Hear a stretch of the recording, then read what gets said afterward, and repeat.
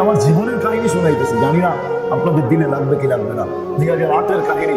আমি জার্মানিতে বসা ছিলাম, আমার পুরো ইউরোপ সফর চলতেছিল 2008-এ হাজি আব্দুল ওয়াহাব সাহেব রহমতুল্লাহের সাথে। 2008-এ বড় ব্যথিত ছিলাম, ওটা আবার শোনাইলে কে কি বলে ফেলে জানি না। যেদিন আমার সফর শুরু এর 6 দিন আগে আমার বড় ছেলে মারা গেছে, যাকে আমি 6 বছর টানা চিকিৎসা করছি। আমার সবচেয়ে বড় ছেলে 6 দিন আগে মারা, 6 দিন পরে আমার সফর শুরু হয়। মন ভাঙা ছিল, সফর চলতে ছিল পুরা ইউরোপ, তখন 25 দেশ। জার্মানিতে বসা ছিলাম, এক নবমুসলিম আসছে, এসে বসে 2টা মিনিট নিব, আমি বহুত দূর থেকে আসছি। জিজ্ঞাসা করছি কত দূর থেকে আসলে, 700 কিলোমিটার দূর থেকে আমি আসছি ছোট একটা মাসলা জিজ্ঞাসা করার জন্য। আমি শুনছি একজন মুফতি সাহেব আছে, এই জন্য আমি মাসলা জিজ্ঞাসা করতে আসছি। বলছে কিসের মাসলা? আমি মুসলমান, আমার মা বাবা মুসলমান না, আমি আমার অমুসলিম বাবার সাথে কি ব্যবহার করবো? আমার আল্লাহ কি বলে, আমার রাসূল কি বলে, আমার কোরআন কি বলে, আমার হাদিস কি বলে? একজন নবী মুসলিম 700 কিলোমিটার দূর থেকে আসছে। আমি বলছি মাসলা বলবো, কিন্তু তোর পা দুইটা দেয় একটা চুমা দিয়ে আনি, চুমা পাওয়ার যোগ্য। তুই যত জায়গা দিয়ে আসছে সমস্ত তরুণতা তোকে দোয়া করতেছিল, গণা পর্যন্ত দোয়া করতেছিল। এখানে একটা কথা এটাও বলবো, হায় হায়, একজন নবমুসলিমের ভিতরে এতটুকু আগ্রহ যে আমার মা বাবার সাথে খারাপ ব্যবহার। আমি ইসলামে তো আসলাম, জান্নাত যেন হাত থেকে ছুটে না যায়। আমি ইসলামে তো আসলাম, আল্লাহ যেন নারাজ না হয়ে যায়। ইসলামে তো আসলাম, আমার জীবনকে তো থুতু দিয়ে আসলাম, আমার রাসূল নারাজ না হয়ে যায়। এই জন্য 700 কিলোমিটার চলতে পারে। এখানে একজন নাই যে কোনো আলেমকে কোনোদিন জিজ্ঞাসা করছে, কোনো যুবক জিজ্ঞাসা করে নেয়, কোনো বৃদ্ধ জিজ্ঞাসা করে নেয়, কোনো নারী জিজ্ঞাসা করে নেয়, পুরুষ জিজ্ঞাসা করে নেয় যে আমি আমার মা বাবার সাথে কি ব্যবহার করবো, আমাকে একটু শুকায় দেন। কোনো আলেমও বলতে পারবো না, কাউকে জিজ্ঞাসা করছে না। আমার করে অথচ কদমে কদমে বললাম, মার পেটে যেরকম বাচ্চা থাকে, সময়কে যেরকম অতিক্রম করার জন্য থাকে না, এই ছোট জীবনটা আমরা কাটাইতে দেন নাই। মার পেটে সময় অতিক্রম করার জন্য বাচ্চা থাকে না, বাচ্চা মার পেটে থাকে পূর্ণতার জন্য। আমাদের এই ছোট জীবনটা করার জন্য, মার পেটে সময় কাটানোর জন্য বাচ্চা থাকে না। আল্লাহ তো আল্লাহ, আল্লাহ তো আল্লাহ। আল্লাহ ইচ্ছা করলে 1 সেকেন্ডে বানাইতে পারতেন, বানায়ও দেখাইছেন। ঈসা আলাইহিস সালামকে কয়েক মিনিটে বানায় দেখাইছেন, মিনিটও মনে হয় লাগে নাই। জিবরিল আলাইহিস সালাম এখানে ধরছেন, টাচও করেন না শরীরে, কাপড়ের এইখানে ধরা ফোঁ দিয়েছেন, এখান দিয়ে ঈসা আলাইহিস সালাম বাহির হয়ে চলে আসছে, কয়েক মিনিটে বাহির হয়ে চলে আসছে। আল্লাহ ইচ্ছা করলে আমাদেরকে এরকম বানাইতে পারতেন। মার পেটে সন্তান থাকে পূর্ণতার জন্য, কেননা যদি ওইখান থেকে পূর্ণতা না নিয়ে আসলো তাহলে দুনিয়া উন্নত হতে পারে। দুনিয়ার মানুষ এখন চাঁদে যেতে পারে, মঙ্গল গ্রহে যেতে পারে, দুনিয়ার মানুষ আকাশের সাথে কথা বলতে পারে, দুনিয়ার টেকনোলজি বড় সমৃদ্ধ হতে পারে, আমরা বড় আধুনিক হতে পারি, আমরা বড় ডিজিটাল হতে পারি, কিন্তু মার পেটের থেকে যে পূর্ণতা নিয়ে আসে নাই, সে কোনোদিন এই দুনিয়াতে পূর্ণতা নেওয়ার ক্ষমতা রাখে না। যদি রাখতো তাইলে মার পেটের থেকে দৃষ্টিশক্তি নিয়ে আসতে হতো না, এইখানে আসতো টাকা দ্বারা আর্টিফিশিয়াল দৃষ্টিশক্তি লাগায় দিয়ে সন্তানকে দান করায় দিত। তাহলে দুনিয়াতে অন্ধত্ব থাকতো না, বধিরত্ব থাকতো না, দুনিয়াতে কোনো বোবা থাকতো না। তাইলে টেকনোলজিতে এটাকে চেঞ্জ করা যেত, কিন্তু না, যে মার পেটের থেকে নিয়ে আসে নাই পূর্ণতা, তার এই জমিনে যেমন পূর্ণতা নেওয়া কোনো মতেই সম্ভব না। চিরদিন যতদিন বাঁচবে তাকেও চোখের পানি ঝরাইতে হবে। মা বাবা দেখবে, অন্তরে চোখের পানি ঝরাবে, যদিও সন্তান দেখবে না, কিন্তু মা এক জায়গায়, বাবা আরেক জায়গায়, চোখের পানি ঝরাইতে থাকবে আর বলবে হায় আফসোস, আমার ছেলেটা মার পেটের থেকে পূর্ণতা নিয়ে আসে নাই, আজকে সেও কষ্ট করে আর আমরা দেখা দেখো চোখের পানি ঝরাই। সত্য এটাই, ছোট একটা জীবন এখানে কাটানোর জন্য আল্লাহ দেন নাই, এটাকে গড়ার জন্য দিয়েছে। এখান থেকে যে ঘোরা যাবে, যে ঘোরা যাবে, চাই দুনিয়ার যেখানে বাস করুক, এটা কোনো সত্য না যে দুনিয়ার উন্নত জায়গায় থাকলেই বাস ঘুরতে পারবে। তাইলে আমার চোখের সামনে অনেকগুলো দৃশ্য আছে। দুনিয়ার সবচেয়ে উত্তম জায়গা বাইতুল্লাহ থেকে আর কোনো উত্তম জায়গা নেই। আবু জাহেলের বাড়িটা এখনো হাজিরা যায় দেখা আসে, তার বাড়িটা ছিল তো ছিল কোথায়? সে কোন বাড়িতে ঘুমাইতো, কোন বাড়িতে সকাল করতো, কোন বাড়িতে বিকাল করতো, কোন বাড়িতে সন্ধ্যা করতো, এখনো তার বাড়িটা রাখা আছে। যদিও বাড়ি নাই, ওইটা বাথরুম বানানো হয়েছে। হাজিকে দেখাইতে দেরি, বুড়া হাজি বা জোয়ান মেয়ার চষে আসতে দেরি করে না। পেশাব না লাগলো বলে একটু দাঁড়া, মোটা দেখি কপালে করে আসতে পারি কিনা।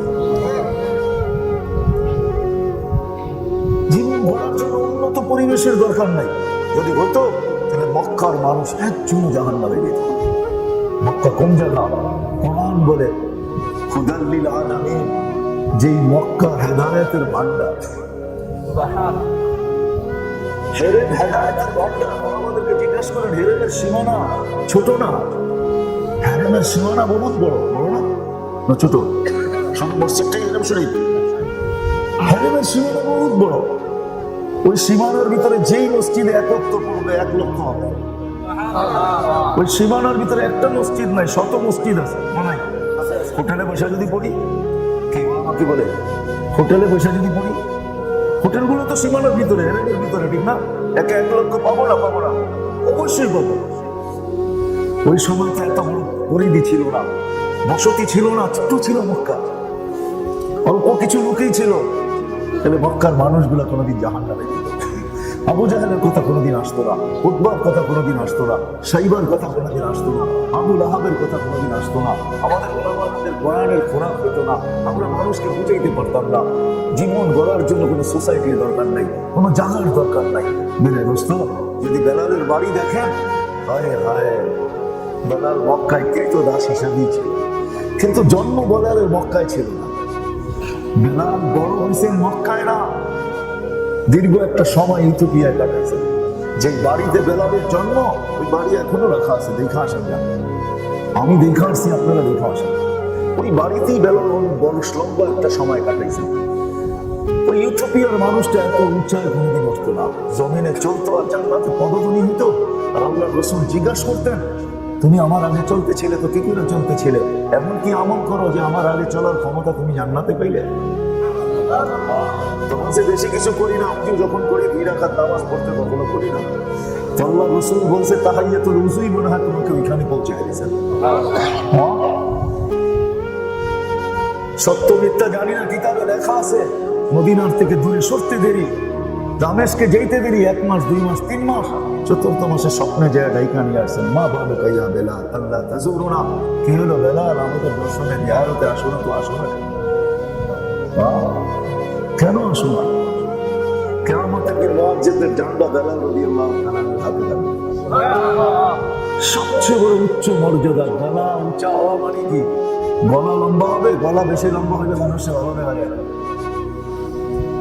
গলা বেশি লম্বা হলে মানুষের ভালো দেখা যায় না। ছবি আঁকা দেখেন আপনার গলা লম্বা দিয়া কেমন লাগে? গলা বেশি লম্বা হলে ভালো দেখা যায় না, বিদ্ঘুটে দেখা যায়। বহুত মর্যাদার অধিকারী হবে গলা।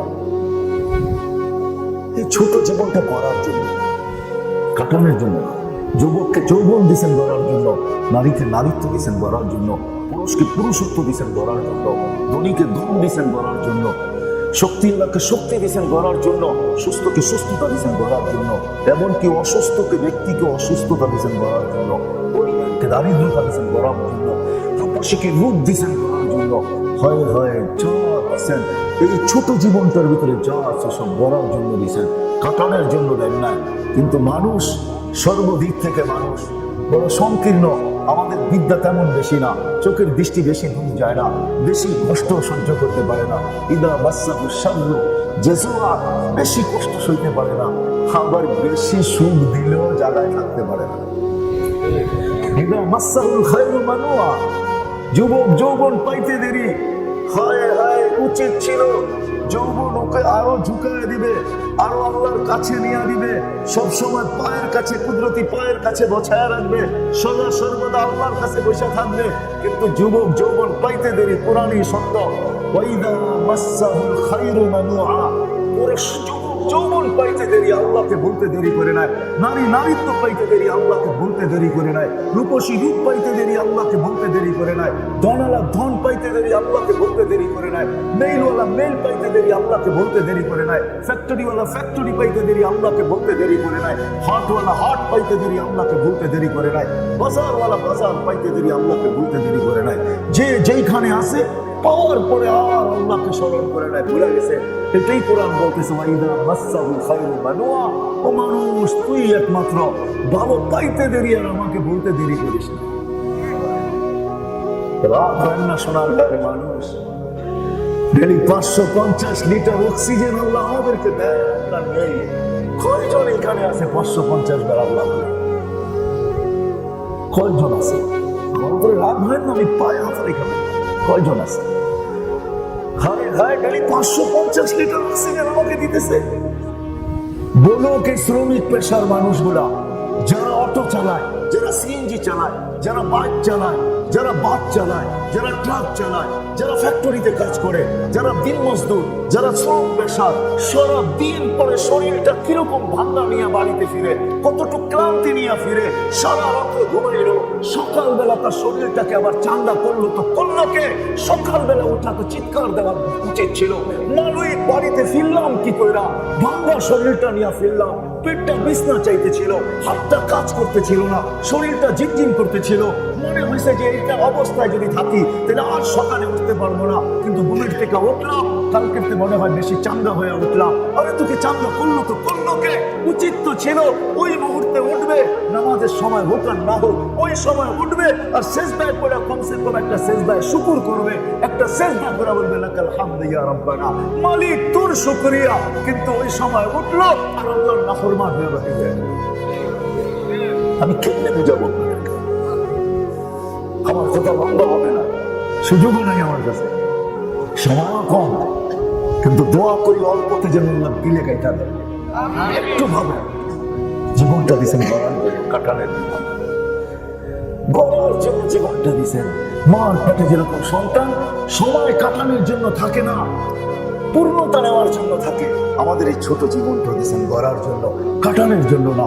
যাকে যা দিয়েছেন গড়ার জন্য দিয়েছেন, যুবককে যৌবন দিছে তো গড়ার জন্য দিছে, মা বন্ধুর নারীত্ব দিছে তো গড়ার জন্য দিছে, পুরুষকে পুরুষত্ব দিছে তো গড়ার জন্য দিছে। এক হাদিসে আছে কুদসি, আল্লাহ আফসোস করে বলতেছে, ইয়া ইবনা আদম, ও মানুষ, কাম মিন সিরাজিন আতফাউল হাওয়া, হায় এই পর্যন্ত কত বাতাসের যুগ আসলো, তুফানের যুগ আসলো, আর বাতি গুণা নিভে গেল। তারপর আল্লাহ বানাইতেছে এক এক সম্প্রদায়, পাইতে দেরি, আমাকে বলতে দেরি করে নাই। কামিন আলিমিন আফসাদাহুল ইলম, আলিম ও ইলম পায় আল্লাহকে ভুলে গেছে, শিক্ষিতরা আল্লাহকে সবচেয়ে বেশি ভুলে গেছে। অথচ শিক্ষা আলো ছিল, এডুকেটেড পার্সন। আমি তো পায়ে হাত রেখে আপনাদেরকে বলি, যদি এখানে এডুকেটেড পার্সন থাকেন, রাগ হয় না, আপনি বিবেক দিয়ে আপনি একটু বিচার করেন। মার পেটের থেকে অসহায় নিশ্চয় আসছিলাম, অজ্ঞ আসছিলাম, কোরআন বলে ফেলা তাআলামুনা শাইআ, তুই কিছুই জানতি না, আজকে তোকে আমি এডুকেটেড পার্সন বানাইলাম। এডুকেটেড পার্সন তুই হলি, এডুকেটেড হলি, তুই শিক্ষিত হলি, তোকে আমি শিক্ষা দিলাম, দিতে দিতে দিতে দিতে তো শিক্ষার সামনে সমস্ত মানুষকে আমি নোয়ায় দিলাম, মাথা ঝুঁকায় দিলাম, সব দেখলে তোকে সালাম দেয়। তুই শিক্ষিত হয়ে তো উচিত ছিল, হায় হায় আল্লাহকে হারায় দেওয়া উচিত ছিল না। আল্লাহ অভিযোগ করে বলতেছেন, কামিন আলিমিন আফসাদাহুল ইলম, কত বিদ্বান আছে, বিদ্বান ওকে আল্লাহ থেকে বিমুখ করে দেব। কামিন আবিদিন আফসাদাহুল উজাব, বহুত আবেদ আছে, ইবাদতের তৌফিক দিছি বটে, কিন্তু আমার কাছে হবে তো দূরের কথা, ইবাদত করি বটে, কিন্তু আমার থেকে দূরে। ওজব ওলামায়ে কেরাম বোঝে ওজব কাকে বলে, তরজমা ওলামাদের থেকে জেনে নিয়ে। ইলম পাওয়ার পরে, ইবাদত করার পরে ভিতরে ভিতরে যদি অহংকার আসে, ফুর্তি আসে, নিজে নিজে নিজেকে অনেক কিছু ভাবে, এটার নাম হলো ওজব।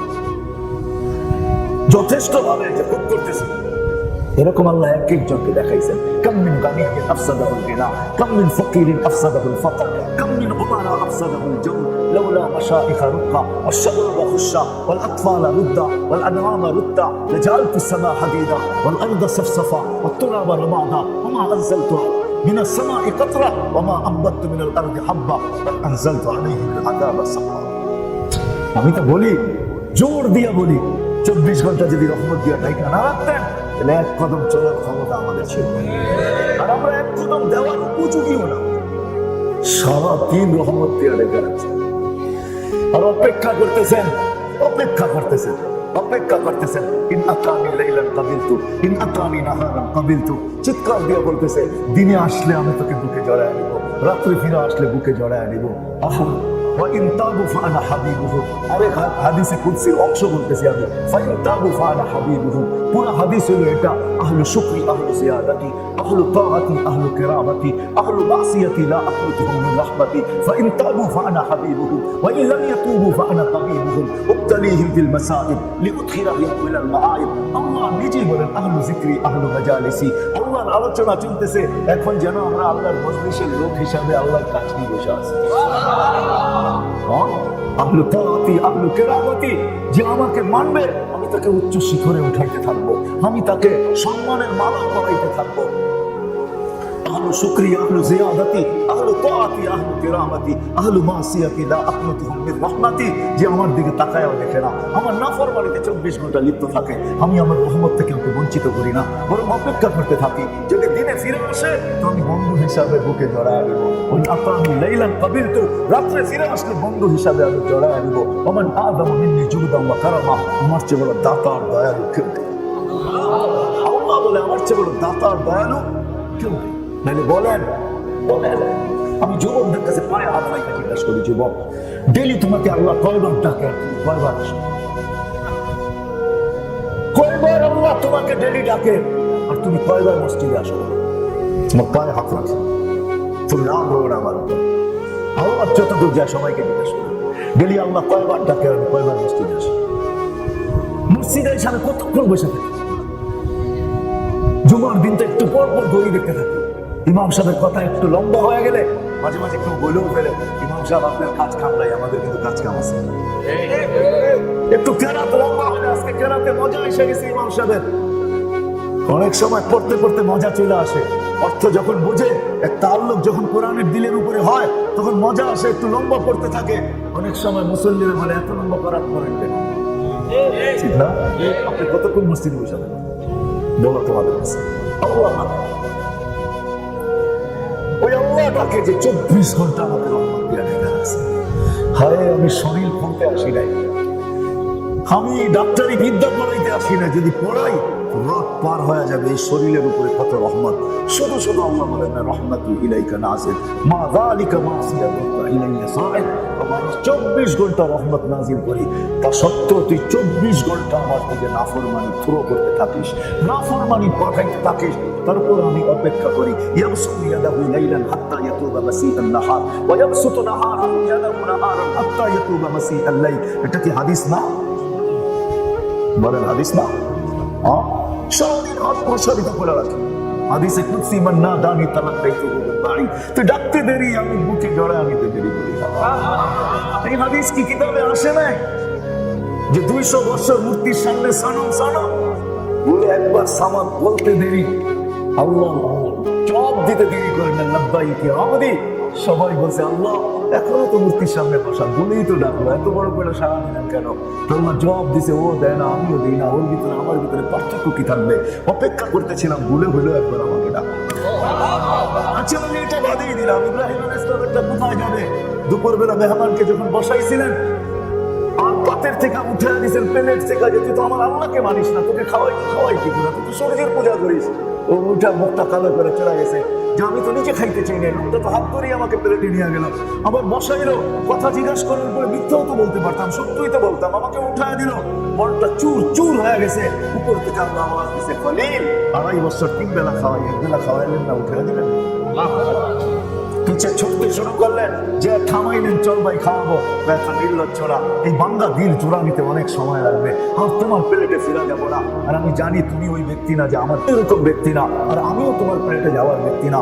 কিন্তু মধ্যখানে বলো ঘটছে কি, যে তুমি আমার পিছে দৌড়াইতে শুরু করলে, আমার পিছে ছুটতে শুরু করলে, মধ্যখানে ঘটছে কি বলো? বলে তোমার মালিক ডাক দিয়া বলছে 250 বছর 3 বেলা খাওয়াই, খলিল 1 বেলা খাওয়াইলেন না, উঠায় দিলেন। বলে আমার কোন মালিক? আমি তো তোর ইবাদতই করি না, আমি তো তোকে চিনি না।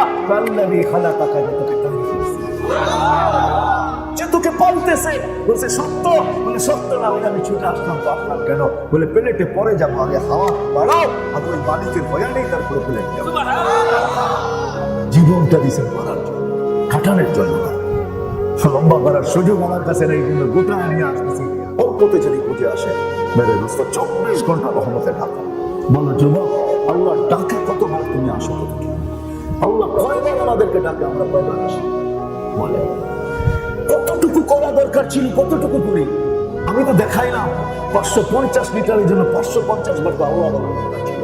এই শরীরটাকে সুস্থ রাখার জন্য হায় হায় ডেলি আল্লাহ কিডনিকে ডেলি 36 বার কুদরত দিয়ে ডায়ালিসিস করেন। 36 বার তো আল্লাহ বলা দরকার ছিল।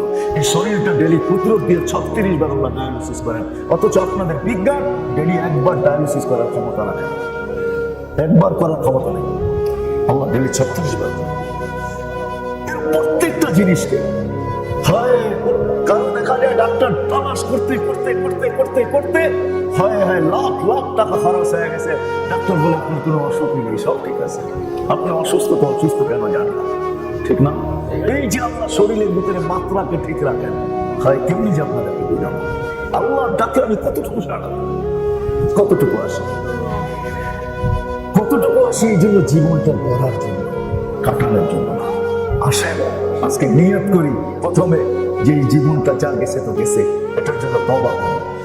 তওবা আল্লাহর কাছে বড় প্রিয় জিনিস। আল্লাহ উম্মতের জন্য তওবা নাযিল করেছেন। আল্লাহ ওয়াদা করেছেন মা যালা ইস্তাগফির আগফির, যখনই তওবা করবে আমি মাফ করে দেব। কারণ শয়তান আল্লাহর সাথে ওয়াদা করেছে সব গুমরাহ করে দেব। আল্লাহ বলছে আমি জিতবো, তুই হারবি। বলছে আপনি জিতবেন তো জিতবেন কি করে? তাই গুনাহ করুক না, তাতে কিছু আসে যায় না। কতটুকু গুনাহ করবে? হাত্তা হাত্তা কতটুকু গুনাহ করবে? লাউ বালাগাত যুনুবুকা আইনানাস সামা, এতটুকু গুনাহ করবে কি আকাশের পরিধি ভরে দিবে গুনাহ দিয়া, আর তারপর আকাশের উপরে উঠায় দিবে। দেখ না, মনের থেকে মাপ চাইতে দেরি, আমি মাফ করতে দেরি করবো না। ওয়ালা উবালি, পরোয়াই হবে না কতটুকু গুনাহ করবে। আল্লাহ ইস্তিগফার নাযিল করেছেন, যেটা গেছে ওটার জন্য তওবা করি। যে আল্লাহ আজকের থেকে তওবা করলাম, জীবন আজকের থেকে গড়ার প্রতিজ্ঞা করলাম। কি রাজি? অতীতের জন্য কি তওবা? মুখের থেকে তওবা বলেন, তওবা বলেন। তওবা বললে আল্লাহ পছন্দ করে, শুধু তওবা এটাও কবুল করবে আল্লাহ যদি মনের থেকে বলি তওবা। আর আজকের থেকে প্রতিজ্ঞা, জীবন কি করবো? জীবন গড়ব। কিন্তু আপনি যদি বলেন আমি জীবন গড়বো, তো গড়বো কি করে? এতদিন তো গড়তে পারলাম না, আমার বিবেক দিয়ে পারলাম না, আমার বুদ্ধি দিয়ে পারলাম না, আমার বিদ্যা দিয়ে পারলাম না, আমার মন দিয়ে পারলাম না, কোনোভাবেই তো পারলাম না, এতদিনই তো গড়তে পারলাম না। এখন আমি গড়বো তো গড়বো কি করে? এটার জন্য আমি রাস্তা দেখাইতেছি। এই জীবন গড়ার জন্য আল্লাহ মুহাম্মদুর রাসূলুল্লাহ সাল্লাল্লাহু আলাইহি ওয়াসাল্লামকে পাঠাইছেন। আজকে তো আমরা চিনি না, চিনছে জানোয়ার, জানোয়ার চিনছে জানোয়ার। খেজুর গাছ চিনছে তো নিজেকে জান্নাতি বানায় গেছে। যে খেজুর গাছে আল্লাহ রাসূল পিঠ লাগায়া জুমার খুতবা দিতেন, যখন মেম্বারে উঠছেন তো খেজুর গাছের কান্না বাহির হয়ে গেছে। দুনিয়ার মসজিদে নববীর লোকের কান্না শুনছেন, আল্লাহ রাসূল এসে তাকে সান্ত্বনা দিয়েছে, কাঁদিস না, শর্ট করতেছি আমি, যে জান্নাতে নিয়ে যাবো, তুই খেজুর দিবে আমি খাবো। ওই রসুলের ছোঁয়া লাগার কারণে যদি সে জান্নাতের অধিকারী হতে পারে, ওই রসুল আসছেন আমার জীবনকে গড়ে নেওয়ার জন্য। যুবক কিভাবে জীবনকে গড়বে, নারী কিভাবে জীবনকে গড়বে, গরিব কিভাবে জীবনকে গড়বে, শিক্ষিত কিভাবে জীবনকে গড়বে, ধনী কিভাবে জীবনকে গড়বে, অশিক্ষিত জীবন কিভাবে গড়বে, প্রত্যেক শ্রেণীর মানুষ জীবনটাকে কিভাবে গড়বে, সকালে কিভাবে গড়বে, দুপুরে কিভাবে গড়বে, বিকালে কিভাবে গড়বে, সন্ধ্যায় কিভাবে গড়বে, রাত্রে কিভাবে গড়বে, হয় হয় গরমে কিভাবে গড়বে, শীতে কিভাবে গড়বে। হুজুরদেরকে জিজ্ঞাসা করেন, শীতের ভিতরে কনকনে শীতে হয় হয় যে ঠান্ডা পানি দিয়ে উঁচু করে জিজ্ঞাসা করে সব কি মিলে, জিজ্ঞাসা করেন ওনাদের কাছে। আমি বললাম না, আল্লাহ রাসূল আসছে আমাদেরকে জীবনটাকে গড়ে দেওয়ার জন্য। প্রাণী চিনছে, আমরা চিনি না। আমরা বিবেকালা মানুষগুলো চিনি নাই, বুদ্ধিওয়ালা মানুষগুলো চিনি নাই, আমরা বিদ্যান মানুষগুলো চিনি নাই। হয় হয় সৃষ্টির সেরা প্রাণীটা চিনল না, যাকে সৃষ্টির সেরা আমরা বানাইলেন, যাকে সৃষ্টির ভিতরে সবচেয়ে সুন্দর বানাইলেন, যাকে সৃষ্টির ভিতরে সবচেয়ে সুন্দর গঠন দিলেন, যাকে দুনিয়ার আধিপত্য দিলেন, দুনিয়ার আধিপত্য যাকে দিলেন। আল্লাহ দুনিয়ার আধিপত্য আমাদেরকে দিয়েছে। এটা মানুষকে সম্বোধন করে বলছেন আল্লাহ। মানুষ জমিনের পিঠে যা আছে, জমিনের পেটে যা আছে, সব আমরা তোর জন্য তৈরি করছি। হায় গ্যাসের বিল সরকার নেয় বটে, কিন্তু আল্লাহ আজ পর্যন্ত বিলগুলোকে বিল কোথায়? গ্যাসকে জমিন আমরা পয়দা করছি না, আল্লাহ করছে। হ্যাঁ, তেলের ব্যারেল এত দামে বিক্রি হয়, হায় হায় তেল কি সৌদি আরব পাকা করছে না আল্লাহ রাখছে তেল? হ্যাঁ, সোনা এত দামে বিক্রি হয় কি মানুষ সৃষ্টি করছে না আল্লাহ সৃষ্টি করছে? কে রাখছে মাটির ভিতরে সোনা? কে রাখছে মাটির ভিতরে হীরা রূপা? কে রাখছে কয়লার ভিতরে হীরা? কয়লাও কার্বন, হীরাও কার্বন, অথচ হয় কয়লার ভিতরে কয়লার কেজি 60 টাকা, হীরার কেজি 100 কোটি টাকা, আরো বেশি। এটা তো ছোট অল্প বললাম, হাজার হাজার কোটি টাকা হীরার কেজি। 1 কেজি ওজনের হীরা দুনিয়াতে নাই, না পুরো দুনিয়ায় কোথাও নাই 1 কেজি হীরা। 1 কেজি ওজনের হীরা দুনিয়া কারো কাছে নেই, সব ছোট ছোট। আল্লাহ হীরা তৈরি করছেন আমাদের জন্য, জমিনের আধিপত্য আমাদেরকে দিয়েছেন।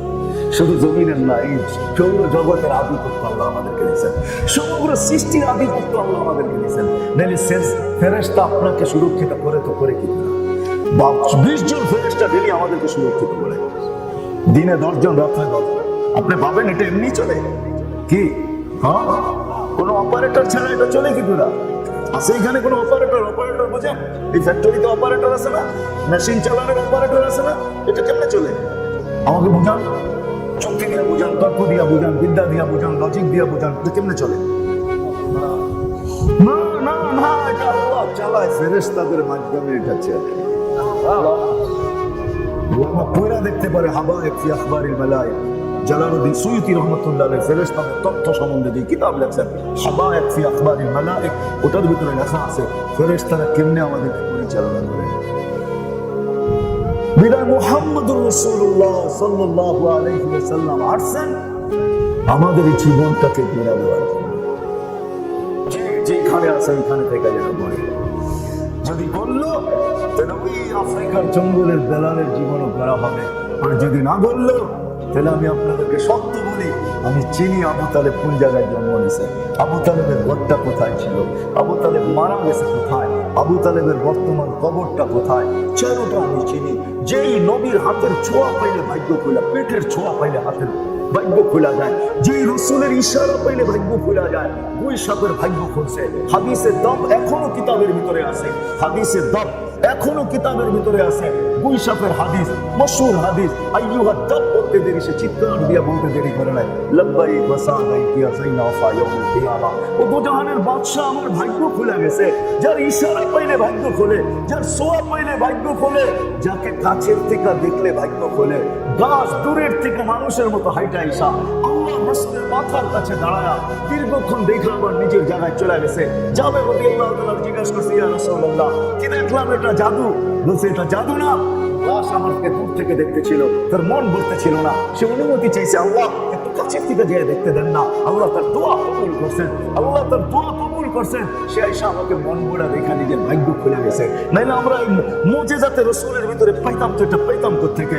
আল্লাহর রাসূল বাহির হয়েছেন, সবাই ক্ষুধার্ত, আল্লাহর রাসূল ক্ষুধার্ত, আলী ক্ষুধার্ত, ওমর ক্ষুধার্ত, আবু বকর ক্ষুধার্ত। আল্লাহর রাসূল দেখে বুঝে ফেলছেন সবাই ক্ষুধার্ত। যে বলছে খেজুর গাছকে বলো, তাও খেজুরের সিজন না, গাছেও কোনো খেজুর নাই, সবকিছু শুকায় গেছে। যে বলো নাকি খেজুর দিতে, যে বলছে আল্লাহ রাসূল বলছে খেজুর দিতে, কাঁচা পাকা, তো কাঁচা পাকা টপ টপ টপ টপ পড়তেছে, নিয়ে আসছে। চোখ উঠা ছিল আলী রাদিয়াল্লাহু তাআলা আনহু, বলছে তুমি পাকাগুলা খাও, কাঁচাগুলা খাও না, তোমার জন্য কাঁচা খাওয়া ঠিক হবে। সত্য তো না, শুনেন নাই? হ্যাঁ হ্যাঁ, মুজিজাতে রাসূল পড়ে দেখেন এখানে আল্লাহ রাসূলের হাজারো মুজিজা রয়ে গেছে। প্রাণী চিনছে, গাধা চিনছে, আমরা চিনি না।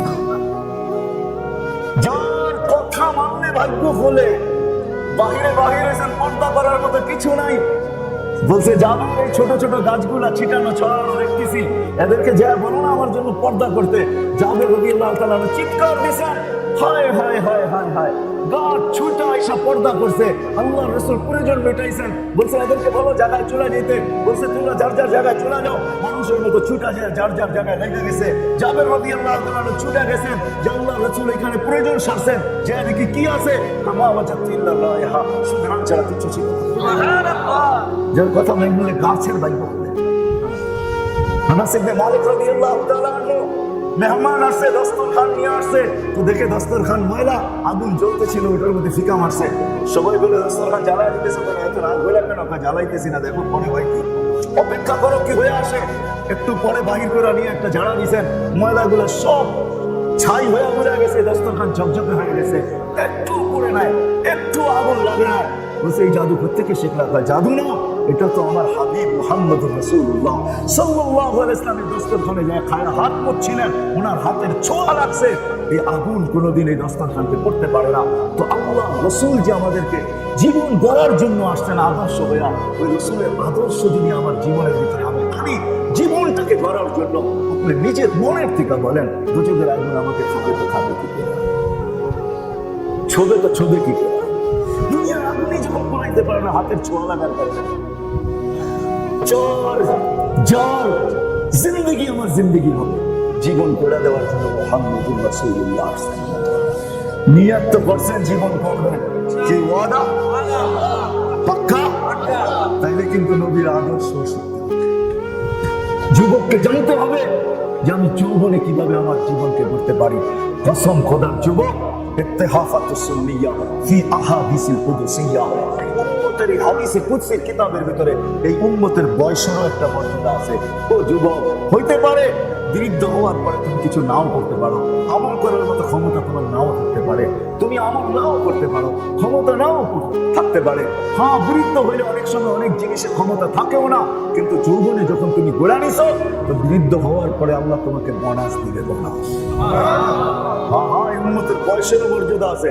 80 বছরের পরে আর গুনাহ লেখা হয় না, 90 বছর পরে আগে পিছের গুনাহ থাকে না। এই উম্মতের মর্যাদা আছে। এই উম্মত জানে কোন উম্মত? এই উম্মত বড় উচ্চ উম্মত। কোরআন বলে এই উম্মত ফরেস্টার উম্মত। ফরেস্টার ফরেস্টার বোঝেন?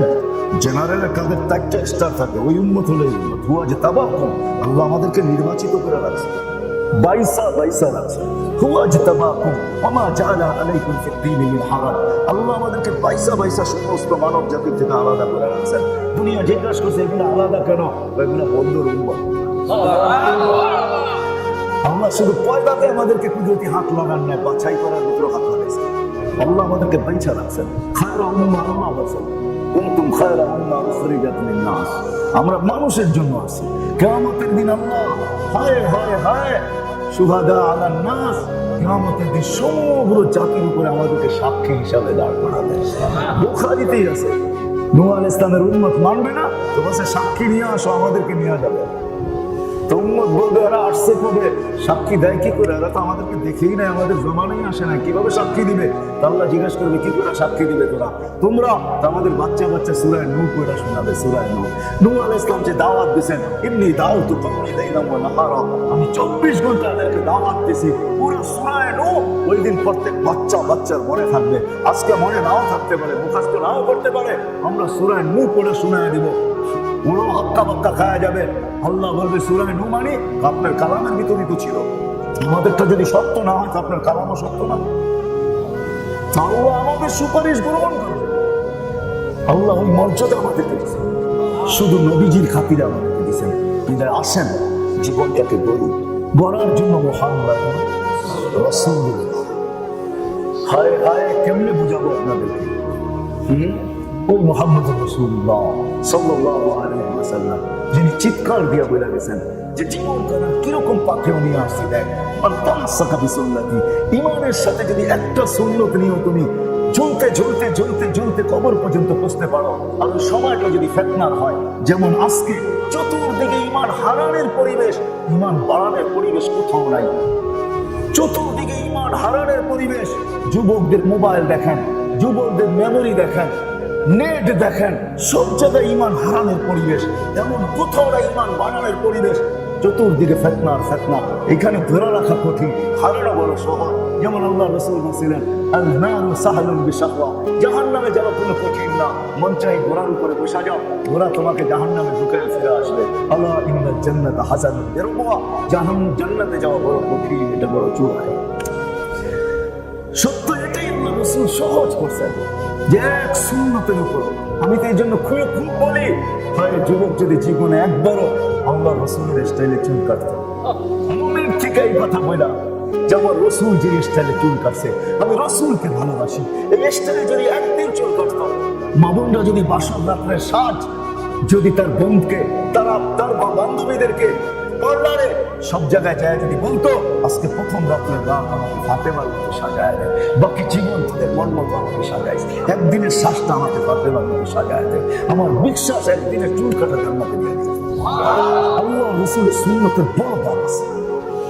যদি না হয় কাহিনী হইতে পারে, আবু দাউদ রহমতুল্লাহ আলাইহির কাহিনী, এরকম কোন ওলামা না আছে না জানে যে হাসির জবাব দিছে 1 টাকা খরচ করে, ওই সুন্নাত পুরা করার কারণে উপর থেকে আওয়াজ আসছে,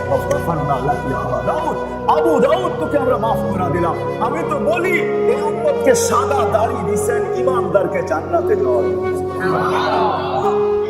যদি এটা সত্য হয় হাদিস, আর এই কাহিনীও যদি সত্য হয়, ইন্নাল্লাহ লা ইস্তাহি যু শাইবাতিন, আল্লাহ সাদা দাড়িওয়ালাকে দেখলে লজ্জা পায়। আর ওই মুহাদ্দিসের কাহিনী যদি সত্য হয়, আল্লাহ জিজ্ঞাসা করছে ওই বুড়া কি নিয়ে আসছো?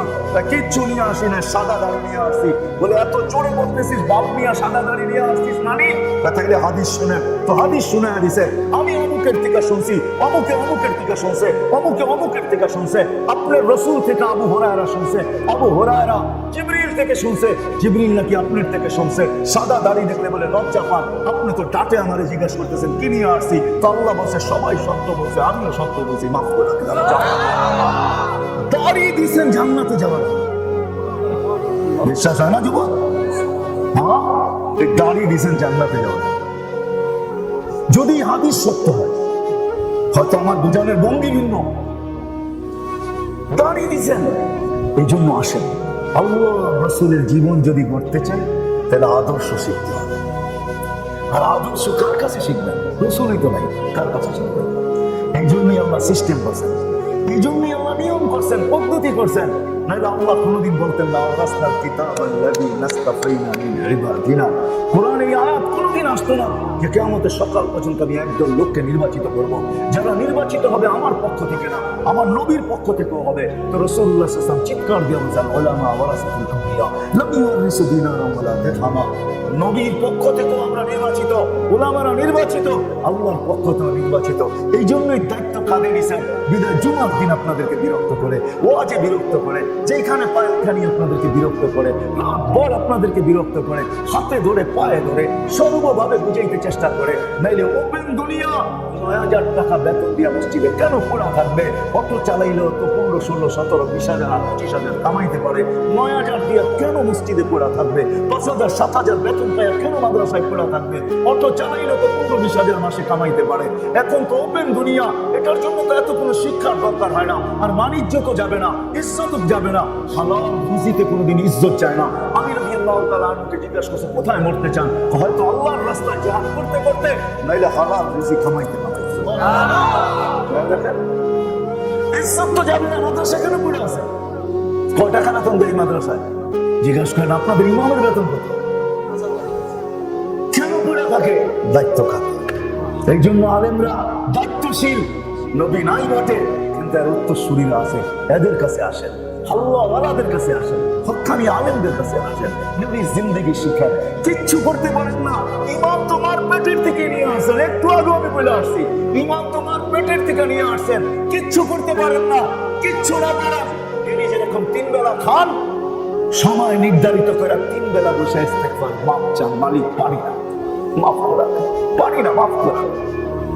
কসম খোদা, যে 3 বেলা পাপের অভ্যস্ত হবে আর বলবে মালিক পারি না, মাফ করে দেব।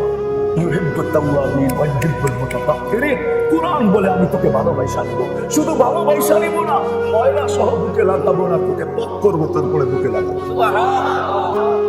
এটা অভ্যস্ত। নবীর আদর্শ শিখে একটা সুন্নত হলো জীবনের সঙ্গী বানান, একটা সুন্নত। যুবক আসো আজকে নবীর আদর্শ শিখো। সবচেয়ে বড় আদর্শ যেটা, আইসো চিৎকার দিচ্ছেন, যাওয়ার সময় চিৎকার দিচ্ছেন, দুনিয়ায় আসতে দেরি, সেজদা করতে দেরি করেন নাই, সেজদা করে আমাদেরকে মেসেজ দিচ্ছেন, যাইতে দেরি, চিৎকার দিতে দেরি করেন নাই। আসসালা আসসালা আসসালা আসসালা, নামাজ নামাজ উম্মত নামাজ। যে নামাজ মেরাজ থেকে যায় নিয়ে আসছে, যেখানে পুরস্কার হিসাবে দিচ্ছেন। আর এই কথা বলে দিচ্ছেন, ইনসানুহা সালুহা সাকিরুল আমাল, উম্মতকে বুঝায়েন আপনি। এটা যদি পুরা করে দিতে পারে, কমপ্লিট দিতে পারে, তো আমি আমার জীবন কমপ্লিট লেখা দিব। এটা পূর্ণ তো জীবন পূর্ণ, এটা ঠিক তো জীবন ঠিক। আর কোনো জায়গায় আমরা আঙ্গুল দেবো না, আর কোনো ফাইল উঠায় দেখবো না, আমরা ঘোষণা দিয়ে দিব সব ঠিক। এই নামাজ নিয়ে আসছে ইস্তেগফার করেন, অভ্যস্ত হন ইস্তেগফার। আল্লাহর বন্ধ হয়ে যান। আপনি কিভাবে বুঝবেন আল্লাহ আপনাকে ভালোবাসে? যে ইস্তেগফারে অভ্যস্ত সে মনের থেকে বলতে পারে আল্লাহ আমাকে ভালোবাসে। নাইলে আমাকে ইস্তেগফার করার অনুমতি দেয় তো দেয় কেন?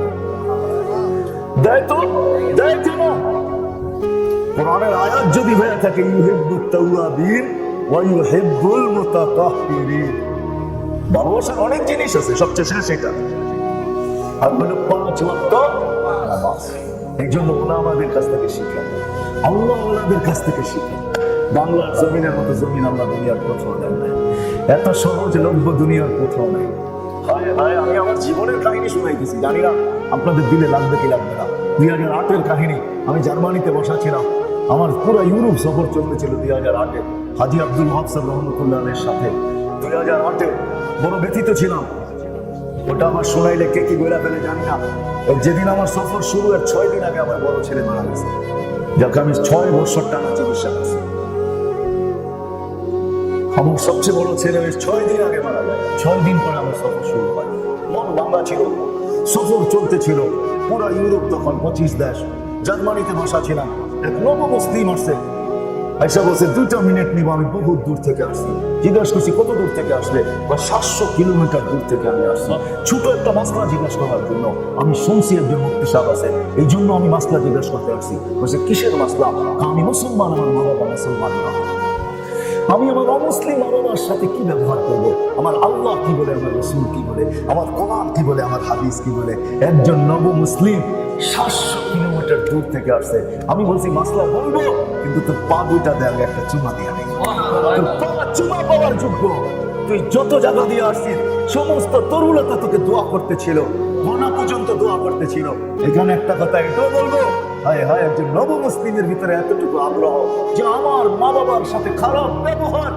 আমি ইসলামে তো আসলাম, জান্নাত যেন হাত থেকে ছুটা না যায়। আমি ইসলামে তো আসলাম, আল্লাহ যেন নারাজ না হয়ে যায়। ইসলামে তো আসলাম, আমার জীবনকে তো থুতু দিয়ে আসলাম, আমার রাসূল নারাজ না হয়ে যায়। এই জন্য 700 কিলোমিটার ছুটতে পারে। এখানে একজনও নাই যে কোনো আলেমকে কোনোদিন জিজ্ঞাসা করছে, কোনো যুবক জিজ্ঞাসা করে নেয়, কোনো বৃদ্ধ জিজ্ঞাসা করে নেয়, কোনো নারী জিজ্ঞাসা করে নেয়, পুরুষ জিজ্ঞাসা করে নেয় যে আমি আমার মা বাবার সাথে কি ব্যবহার করবো, আমাকে একটু শুকায় দেন। কোনো আলেমও বলতে পারবে না কাউকে জিজ্ঞাসা করছে ওনাকে, আমারও করে দেয়। অথচ কদমে কদমে বলা আমার হায় সোনার গায়ে কত হাজার কদমে কদমে বলা। এই জন্য পায়ে হাত রেখে বলে আলেমদের কাছে আসে, জীবনটাকে বলেন মুহাম্মদুর রাসূলুল্লাহ ব্যতীত জীবন গড়ার বিকল্প কোনো রাস্তা নাই, কসম খোদার নাই। কেউ যদি ভাবে তাহলে ও ভাবতে পারে, কিন্তু জীবন গড়া হবে না। ও আজকে বুঝবে না, কালকে বুঝবে, এটাই সত্য।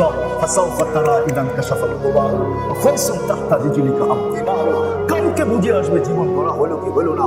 মুহাম্মদুর রাসূলুল্লাহ আপনারা চিনেন না যে কোন রাসূল আল্লাহ দিয়েছেন, আমরা নবী চিনি না, জানিও না, কোরআন পড়ি কিন্তু তাদাব্বুর করি না, ওটার ভিতরে টুক দেই না। ওয়া রাফা'না লাকা যিকরা, যার জিকির আল্লাহ উচ্চারণ করে, যার জিকির আল্লাহ উচ্চারণ করে, আপনি ওয়া রাফা'না লাকা যিকরা বুঝেনি না। যার জিন্দেগির কসম আল্লাহ খায় না, অমরুকা। কার কসম? বন্ধুর কসম খাইতেছে না, অমরুকা। বন্ধু আপনার জিন্দেগির কসম খাইতেছে আল্লাহ। ওই রাসূল যার চেহারার কসম আল্লাহ খায় না।